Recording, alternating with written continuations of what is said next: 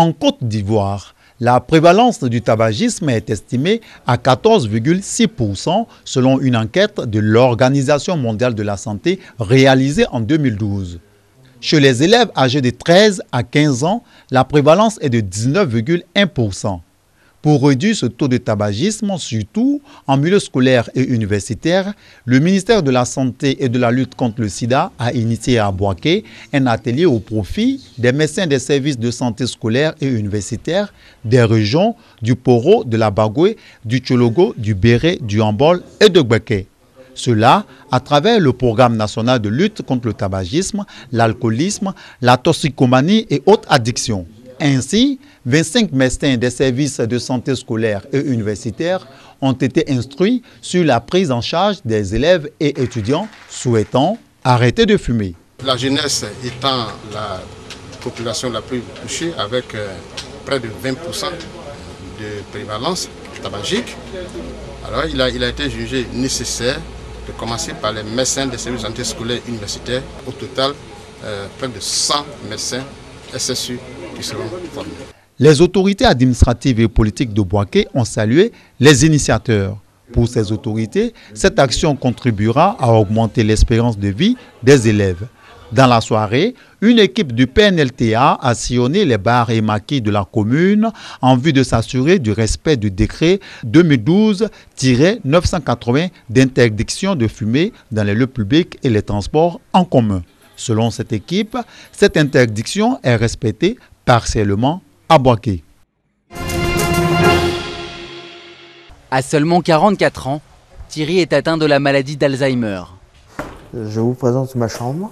2 semaines déjà qu'il a intégré cet établissement. Un établissement pionnier réservé aux malades de moins de 60 ans.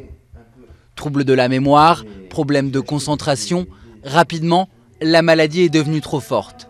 Thierry a perdu son emploi. Lorsqu'on apprend qu'on a cette pathologie,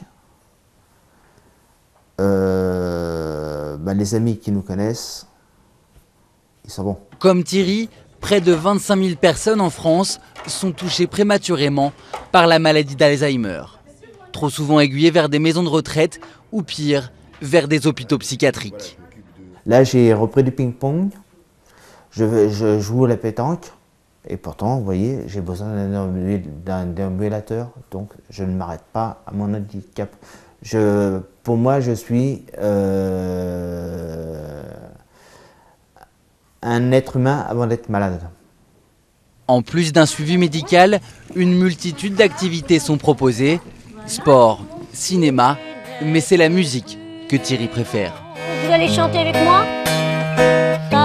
Nous on improvise, on invente au fur et à mesure. L'objectif est ici de stimuler les souvenirs des résidents.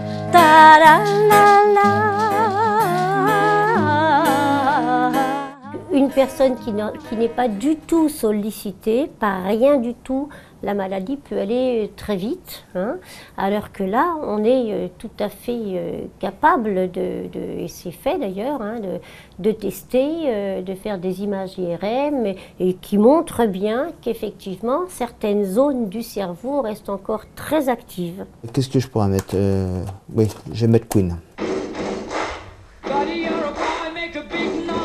Pour Thierry, chaque jour passé est un jour gagné sur la maladie.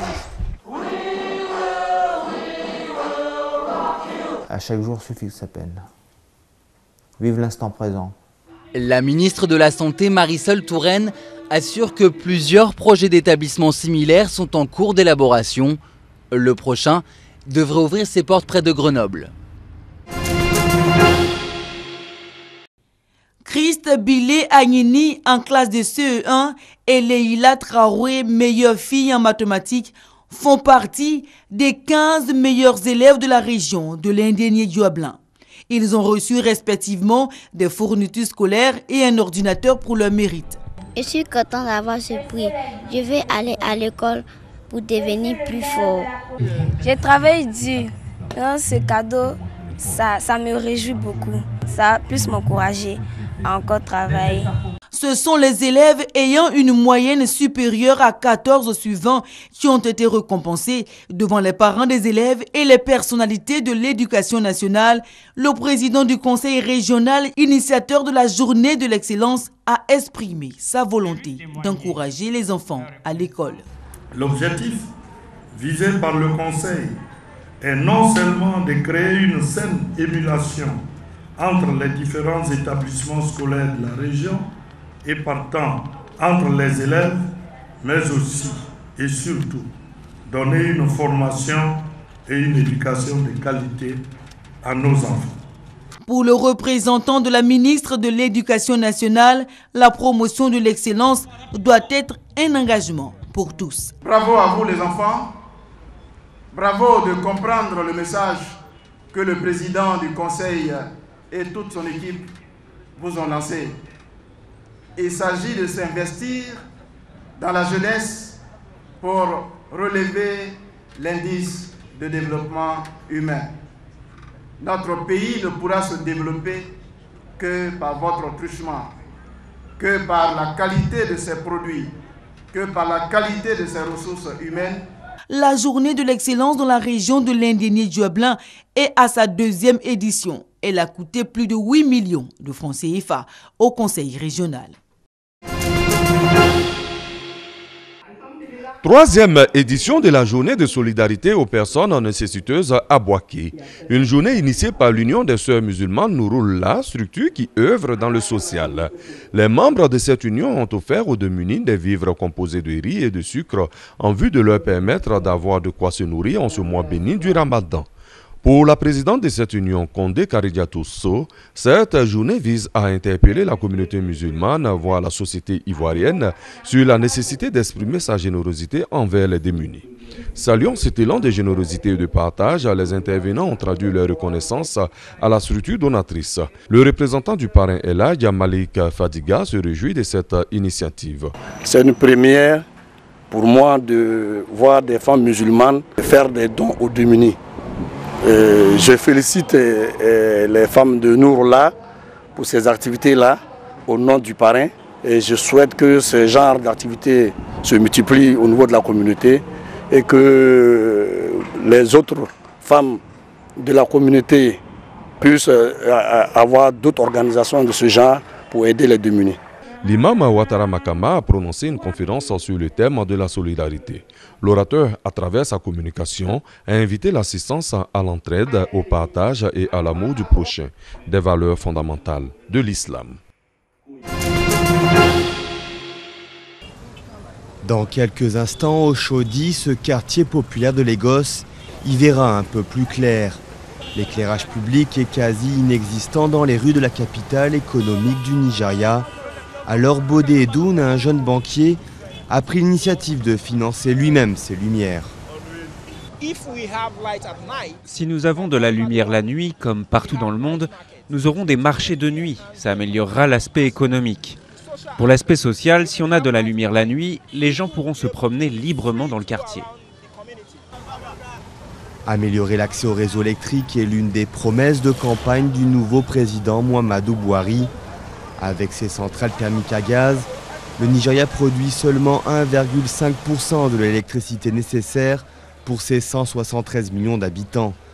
Pourtant, le pays est le premier producteur de pétrole d'Afrique, une inefficacité liée à la corruption et au conflit d'intérêts.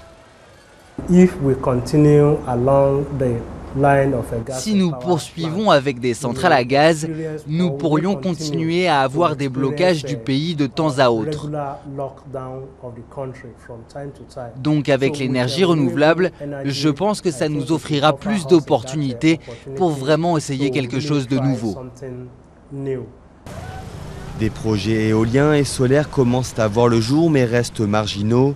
Les habitants de ce quartier comptent avant tout sur leurs générateurs pour avoir de l'électricité, mais voient d'un bon œil la venue de l'éclairage public. On peut se déplacer librement la nuit et travailler plus facilement. On y voit clair et on voit les gens arriver de loin. À la nuit tombée, sur le marché d'Oshodi, les lampadaires permettent aux commerçants d'ouvrir plus tard et de mieux compter les billets. On sait qu'on fait beaucoup d'erreurs, donc on regarde et on prend l'argent sans voler. Et rien de mal ne devrait arriver, je pense. La pénurie d'électricité est un véritable frein aux ambitions de la première économie d'Afrique. Le défi de taille pour le nouveau président. Au Nigeria, plus de la moitié de la population n'a toujours pas accès à l'électricité.